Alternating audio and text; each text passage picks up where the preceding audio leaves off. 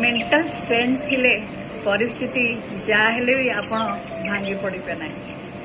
आपण जानते कि स्ट्रांग पीपुल माने कि आमे भाबो स्ट्रांग पीपुल जो माने समान का लाइफ रे प्रॉब्लम न थाए जो से नुहे से माने प्रॉब्लम थिले मध्य भांगी पड़ते ना से माने को स्ट्रांग कहा जाए। यह को कहा जाए कौन मेंटल स्ट्रेंथ। मेंटल स्ट्रेंथ माने नुहे इमोशन नथिबा बा इमोशन को हैंडल करबा शक्ति होची हमर मेंटल स्ट्रेंथ थिले हमें करि परिबा। लाइफ रे चैलेंज आसीबो फेल्योर आसीबो क्रिटिसिज्म भी आसीबो किंतु मेंटली स्ट्रांग लोक माने कोन करनते ना याको पर्सनली नियंत्रण नै से माने याको लर्निंग भाबर नियंती केमिति याको हमें कोन ए चैलेंजिंग सिचुएशन हमकु शिखिया पे आसीची बा हमें ताको किबोई भाबरे ओवरकम करबा से माने सॉल्यूशन ऊपर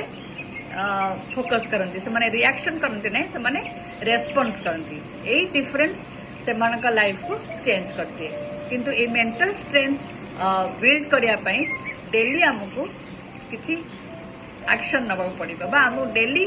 सेल्फ कंट्रोल हमको करिया पड़िबा बा स्ट्रेस आसले केमति हमें काम रहिबा टिके राग आसले केमति हमें तुरंत रिएक्ट करबा नहीं या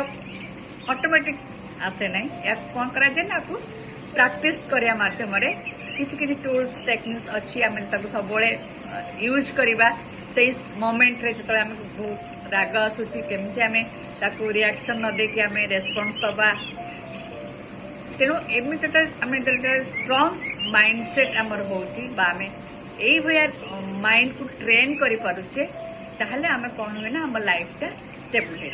आम लाइफ रे जिते चैलेंज आसिले आम ओवरकम कर शक्ति आम पाखे आसी था। तेणु जो मैंने होते स्ट्रांग लोक जो मैंने कि विभिन्न प्रकार चैलेंजिंग सिचुएशन निजक काम पे रखती एवं चैलेंज को